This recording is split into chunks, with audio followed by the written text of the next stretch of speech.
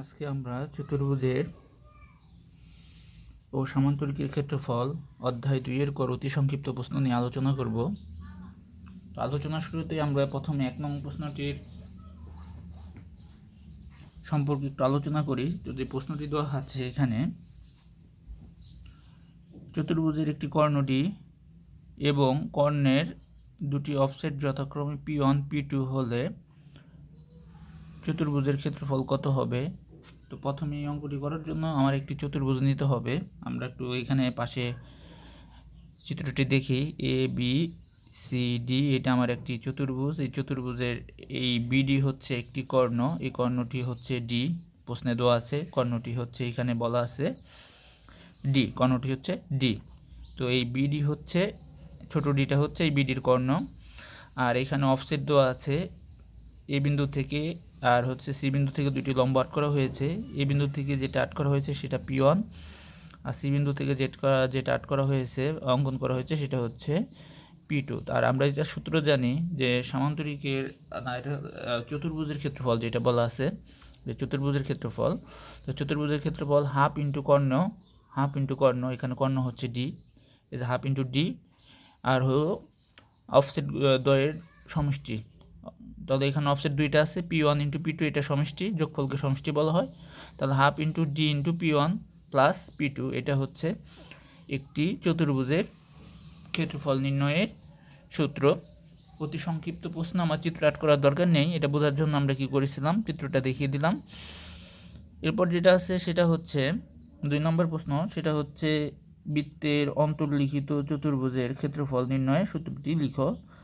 আমরা এই সূত্রের ব্যাখ্যা যে প্রথম অধ্যায়ে, মানে এই অধ্যায়ের যে প্রথম ভিডিওটা দেওয়া হয়েছে ওখানে এটার চিত্রসহ ব্যাখ্যা আছে, আমরা ওখান থেকে দেখে নিব। সেই ক্ষেত্রফলটা হচ্ছে, এটা মুখস্থ করবো আমরা, s minus s minus b s minus c s minus d, এগুলো হলো root over s minus a into s minus b into s minus c into s minus d. এটা হচ্ছে আমার বৃত্তের অন্তর্লিখিত চতুর্ভুজের ক্ষেত্রফল নির্ণয়ের সূত্র। আচ্ছা, এরপর আমরা যেটা দেখি 3 নম্বর যে প্রশ্নটা আছে সেটা বলা হয়েছে একটি চতুর্ভুজের কর্ণদ্বয় 20 এবং 16 সেন্টিমিটার। চতুর্ভুজের কর্ণদ্বয় দুইটি, সেটা হচ্ছে 20 এবং 16 সেন্টিমিটার। তারা পরস্পর লম্ব হলে চতুর্ভুজের ক্ষেত্রফল নির্ণয় করা। তো আমরা জানি, এখানে আমরা সূত্রটা লিখে রেখেছি, যেমন যদি তারা পরস্পর লম্ব হলে, যদি পরস্পর কি হয়, লম্ব হয়, তাহলে চতুর্ভুজের ক্ষেত্রফল half into D1 into D2। এখন যদি কর্ণদ্বয়, মানে এখানে কর্ণদ্বয় যদি পরস্পর লম্ব হয়, এখানে চতুর্ভুজের কর্ণদ্বয় 20 এবং তারা পরস্পর যদি লম্ব হয়, তাহলে এটা সূত্র হচ্ছে হাফ D1 D2, মানে এখানে 20 আর হচ্ছে 16, প্রথমটা হলো 20 D1 আর সেকেন্ডটা হচ্ছে D2, এটা হচ্ছে 16, আর সূত্রের হচ্ছে হাফ। তাহলে আমরা হাফ ইন্টু 20 ইন্টু এখানে দিতে পারি 16, এখানে যদি গুণ করি বা কাটাকাটি করি, আমরা এই 2 দ্বারা 20কে কাটলে 10 হবে এখানে, আর হচ্ছে 10 দ্বারা 16কে গুণ দিলে হচ্ছে এখানে 160, এই হচ্ছে গুণ দিলে হচ্ছে কত, 160 বর্গ সেন্টিমিটার। এরপর আমরা দেখি 4 নম্বর যে প্রশ্নটা বলা হয়েছে সেটা একটু কি বলা হয়েছে একটু আমরা লক্ষ্য করি, যে ABCD একটি বর্গক্ষেত্রের কর্ণের দৈর্ঘ্য এ হলে একটা বর্গের কর্ণ, সেটা হচ্ছে এ, ওই বর্গের ক্ষেত্রের বাহুর দৈর্ঘ্য নির্ণয় করো। আমরা জানি যেটা সূত্র, আমরা যেটা জানি যে বর্গক্ষেত্রের কর্ণ √2a, এখানে আমরা এখানে দেখা যাচ্ছে যেটা যে বর্গক্ষেত্রের কর্ণ ইজিক্যাল টু √2a, আমরা এটা সূত্র জানি, এ হচ্ছে এক বাহুর দৈর্ঘ্য। তো আমি এই কারণে, যেহেতু প্রশ্ন আমার এ দেওয়া নেই, এ দেওয়া আছে কিন্তু এখানে বলা হয়েছে যে বাহুর দৈর্ঘ্য কত, এ কারণে আমি লিখলাম যে কর্ণ হচ্ছে বর্গের কর্ণ সমান √2 ইন্টু এক বাহুর দৈর্ঘ্য। তো এক বাহুর দৈর্ঘ্যটা হচ্ছে, আমি জানি হচ্ছে এ, আমি জানি হচ্ছে এখানে এ। তাহলে এটা আমরা একটু দেখি, আমরা এই জিনিসটা একটু এখানে লক্ষ্য করি, যে বর্গের কর্ণের দৈর্ঘ্য, বর্গের কর্ণের দৈর্ঘ্য আমরা সূত্র জানি হচ্ছে √2a। এখানে আমরা এটা বলছি আগে যে আমরা এটা লিখবো না, কারণ আমার যে প্রশ্নটা আছে বাহুর দৈর্ঘ্য কত বলছে, এখানে বলছে কত প্রশ্নটা বলেছে কত, আমরা একটু লক্ষ্য করি যে বাহুর দৈর্ঘ্য নির্ণয় করো।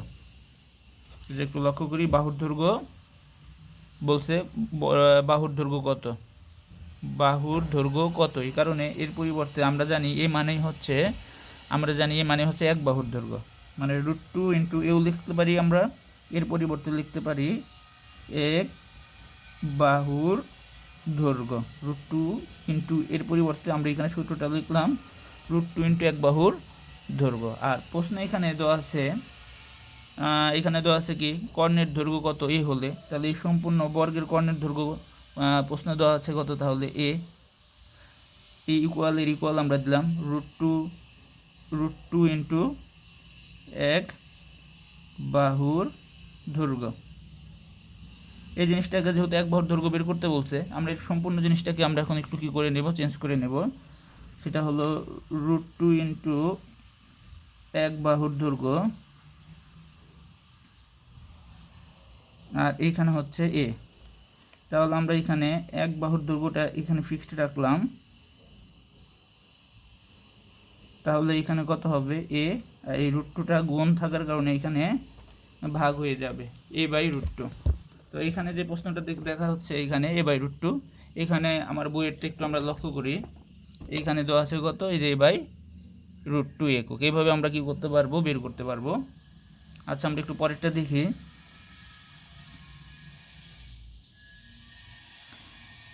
আচ্ছা, একটি সামান্তরিকের ক্ষেত্রফল এখানে বলা হয়েছে 40 বর্গ মিটার এবং এর ভূমি 20 মিটার হলে উচ্চতা কত। এই অঙ্কটা আমরা যদি করি, তাহলে এখানে বলা হয়েছে সামান্তরিকের উচ্চতা, এখানে ক্ষেত্রফল দেওয়া আছে, ভূমি আছে, উচ্চতা দেওয়া আছে।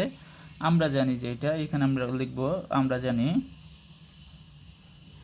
জানি এটা হচ্ছে সামান্তরিকের যেটা ক্ষেত্রফল, আমরা এই সামান্তরিকটা লিখলাম না বইয়ে, যেহেতু আমরা লিখছি, এখানে হবে ভূমি গুণন উচ্চতা। এখন আমি যদি এটাকে উল্টো করে লিখি, তাহলে এই বা উচ্চতাকে যদি আমি ফিক্সড রাখি এখানে, তাহলে কি হবে, এই ভূমিটা গুণ আছে, গুণ থাকলে কি হয়, ভাগ হয়। তাহলে এখানে ক্ষেত্রফলের নিচে কি হবে, ভূমিটা এসে কি হবে, ভাগ হয়ে যাবে। তার মানে আমি জানি এই ক্ষেত্রফল নির্ণয় সূত্র ভূমি গুণন উচ্চতা, এখান থেকে আমি উচ্চতা বের করতে গেলে এইভাবে কি করতে পারবো, ক্ষেত্রফল বাই ভূমি মানেই উচ্চতা ইকুয়াল উচ্চতা, এইভাবে আমরা এখানে বের করে নিতে পারি। এখানে ক্ষেত্রফল 20, ভূমি আছে কত, এখানে ক্ষেত্রফল 40 আর ভূমি আছে 20। তার মানে এখানে ক্ষেত্রফল 40 আর ভূমি হচ্ছে 20 দ্বারা কী করলে আমরা ভাগ দিলে, কাটাকাটি করলে এখানে হবে 2 মিটার। তাহলে আমার 5 নাম্বারটি শেষ।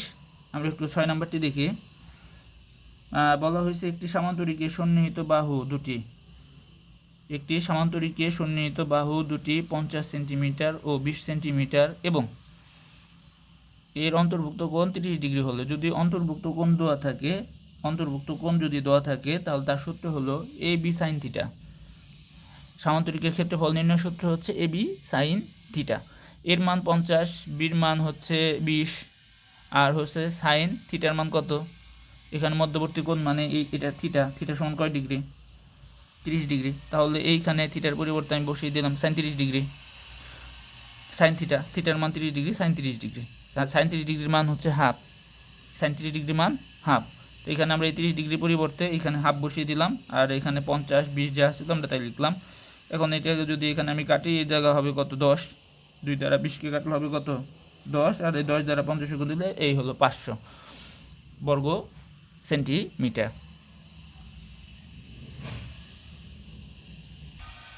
এখানে আমরা যে 7 নম্বর প্রশ্নটি দেখতে পাচ্ছি এখানে আছে, একটু খেয়াল করি। একটি সামান্তরিকের ক্ষেত্রফল 62, ভূমি 20.5 হলে উচ্চতা কত। এই প্রশ্নের সাথে খুব একটা পার্থক্য নেই। একটি সামান্তরিকের ক্ষেত্রফল 40, এর ভূমি 20, উচ্চতা কত, সেম। শুধু এইখানে আমরা দেখে হয়তো মনে হচ্ছে প্রশ্নটা আলাদা, কিন্তু আমরা এটা 5 নাম্বারের অঙ্কের সেম নিয়মে করতে পারবো। এখানে ডিপি এগুলো না লিখেও আমরা করতে পারবো, এটা আমরা বাসায় নিজেরা করে নিব। এটা একদম 5-এর মতো সেম। আমরা এই ডিপি না দিয়ে আমরা এই সূত্র দিয়েই করতে পারি, ক্ষেত্রফল ভূমি গুণন উচ্চতা, তারপরে উচ্চতা ইকুয়াল ক্ষেত্রফল বাই ভূমি। এই সূত্র দিয়ে আমরা এই অঙ্কটা করে ফেলবো, উচ্চতা নির্ণয় করে ফেলবো। 8 নম্বর অঙ্কটি আমরা একই অঙ্ক দেখতে পাচ্ছি। একটি সামান্তরিকের ক্ষেত্রফল 60 বর্গ সেন্টিমিটার, এর ভূমি 10 হলে উচ্চতা কত? আমরা ওই সেম সূত্র দিয়ে করে ফেলব। এরপর আমরা যেটা আছে সেটা হচ্ছে আমার 9 নম্বর সূত্র, যেটা একটি সামান্তরিকের কর্ণ ডি। আচ্ছা, এটা আমরা পরে করব, এটা আমি মার্ক করে রেখেছি, এটা পরে বোঝানোর জন্য এটা আমি বাদ দিয়ে দিলাম আপাতত। আচ্ছা, এরপর আমরা যেটা দেখব 10 নম্বরটা, সেটা একটু দেখি। একটি চতুর্ভুজের ক্ষেত্রফল, না একটি চতুর্ভুজ বলা হয়েছে একটি চতুর্ভুজের একটি কর্ণের দৈর্ঘ্য 14 সেন্টিমিটার। বিপরীত শীর্ষ হতে উক্ত কর্ণের উপর অঙ্কিত লম্বের দৈর্ঘ্য যথাক্রমে 6 এবং 4। চতুর্ভুজটির ক্ষেত্রফল নির্ণয় করো। তো এইখানে যে জিনিসটা বলা হয়েছে, একটি চতুর্ভুজের একটি কর্ণের দৈর্ঘ্য 14 সেন্টিমিটার। তো আমরা এখানে যে চিত্রটা আট করে রেখেছিলাম, ধরলাম এই কর্ণের দৈর্ঘ্যটা হচ্ছে 14 সেন্টিমিটার। আচ্ছা, এরপরে যে জিনিসটা বলা হয়েছে সেটা একটু দেখি। বিপরীত শীর্ষ হতে উক্ত কর্ণের উপর অঙ্কিত লম্বের দৈর্ঘ্য 6 আর হচ্ছে 4। 6 আর 4, তাহলে বিপরীত হচ্ছে, এটা যদি কর্ণ হয় বিডির বিপরীত হচ্ছে এ আর সি। তাহলে এ থেকে আমরা যখন আট করব একটা, এবং সি থেকে একটা আট করব, এই দুইটার কথা বলা হয়েছে। বিপরীত কর্ণ থেকে যখন আমরা দুইটা লম্ব আট করব, সেই লম্বটা হচ্ছে অফসেট। এখানে অফসেটের উল্লেখ না করে এখানে বলে দিয়েছে লম্বর কথা, যে লম্বের দৈর্ঘ্য কত? 6 সেন্টিমিটার 4 সেন্টিমিটার। তাহলে এখানে একটা হবে 6 সেন্টিমিটার, একটা হবে 4 সেন্টিমিটার। আর চিত্র দেখে এটাকে ছোট মনে হচ্ছে, এটাকে বড় মনে হচ্ছে, এটা কোনো সমস্যা নেই। আমি এখানে 6 দিই, 4 দিই, বা 4 দিই 6 দিই, তার জন্য কোনো সমস্যা নেই। এখন এখানে আমরা যেটা দিলাম সেটা হচ্ছে সূত্র যেটা, তাহলে আমার সেই আগের সূত্রের মতোই, যেহেতু এখানে শুধু আমাকে একটু বিভ্রান্ত করেছে। এই প্রথম প্রশ্নে বলে দিয়েছিল অফসেট P1 P2, আর এই অঙ্কে 10 নম্বরে বলা হয়েছে অঙ্কিত লম্বের দৈর্ঘ্য 6 আর 4। এখানে P1 P2 কী করে নাই, উল্লেখ করে দেয় না, এটা আমার বুঝে নিতে হবে। তো প্রথম সূত্রের 1 নম্বরটার মতোই, চতুর্ভুজকে half into d P1 plus P2। এখানে ডি হচ্ছে কর্ণ আর P1 P2 হচ্ছে লম্বের দৈর্ঘ্য। তাহলে হাফ ইন্টু, এখানে কর্ণ আছে 14 আর এখানে আছে 6 আর এখানে আছে 4। আমরা এখানে যে 6 যোগ 4 দিয়ে দিলাম, এখানে কত হয়? 10 হয়। 6 আর 4 যোগ করলে 10। আর এই আমি এখন যদি এই 2কে 14কে কাটি, তাহলে এখানে হবে 7, আর 7 10কে 70, এই 70 বর্গ সেন্টিমিটার। আচ্ছা, আমরা এখন পরেরটা দেখব 11 নম্বর যেটা, সেটা ওই একই অঙ্ক। আমরা এটা আর নতুন করে কি করব না, সেটা হচ্ছে একটি সামান্তরিকের ক্ষেত্রফল 1200, এক সামান্তরিক ক্ষেত্রফল 120 বর্গমিটার, এর ভূমি 20 মিটার হলে এর উচ্চতা কত? এটাও সেম আমার আগের অঙ্কেরগুলোর মতো। উচ্চতার নির্ণয় সূত্র হলো ক্ষেত্রফল বাই ভূমি, এখানে বসিয়ে দিলে হয়ে যাবে। এই 0 দ্বারা 0 কাটলাম, এই 2 দ্বারা 12 কাটলে 6 হবে, এখানে 6 মিটার। এটা হচ্ছে আমার ওই পূর্বের যে অঙ্কের মতো 8-এর নিয়ম। তাহলে একটা অঙ্ক করলে এখানে আমার এই অনেক 3টা অঙ্ক হয়ে যাচ্ছে। এরপর যেটা বলছে, একটি সামান্তরিকের বাহু এবি এবং এদের অন্তর্ভুক্ত কোণ আলফা। এইখানে যে অঙ্কটা করছিলাম আমরা সেম অঙ্কটাই, ওই আমরা অঙ্কটা দেখছি,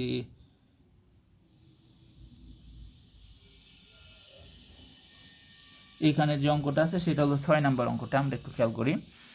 6 নম্বর অঙ্ক যেটা বলা হয়েছে, যে সূত্র কি আমরা জানি, এ বি সাইন থিটা। কারণ এখানে কোনো কোণের উল্লেখ করে না, আমরা কোনটাই থিটা ধরে নিয়েছিলাম, এই কারণ এ বি সাইন থিটা। তা আর এখন আমরা যে অঙ্কটা দেখতে পাচ্ছি, এইখানে অন্তর্ভুক্ত কোণ প্রশ্ন অলরেডি উল্লেখ করে দিয়েছে আলফা, তাই এখানে আমরা থিটা কি করতে পারবো না, ব্যবহার করতে পারবো না। তো এখানে যেহেতু আমরা থিটা ব্যবহার করতে পারবো না, আলফা দেওয়া আছে, এই কারণে এখানে শুধু পরিবর্তন, থিটার পরিবর্তে কী হবে, আলফা হবে। তাই এখানে হচ্ছে সামান্তরিকের বাহুদ্বয় এ বি এবং এদের অন্তর্ভুক্ত কোণ আলফা হলে, আমরা জানি সামান্তরিকে যদি মধ্যবর্তী কোণ দেওয়া থাকে তাহলে সেই এ বি সাইন আলফা, আর আগের অঙ্কটি হয়েছিল এ বি সাইন থিটা। এখানে আলফা বিটা বা যে কোনো যা দেওয়া থাকবে আমার সেই অনুপাতে এখানে এই কোণটা আমার সেটাই দিতে হবে। যদি থিটা থাকে থিটা দিতে হবে, আলফা থাকলে আলফা, বিটা থাকলে বিটা, গামা থাকলে গামা দিতে হবে। এখানে এ বি সাইন আলফা, কারণ প্রশ্ন আলফা আছে, তাই আমরা এখানে কি করলাম, এখানে আলফা দিয়ে দিলাম। তো আজকে আমরা এই অঙ্কের 12 পর্যন্তই করব। এর পরবর্তীতে আমরা আবার পরবর্তী দিন বাকিগুলো নিয়ে আলোচনা করা হবে।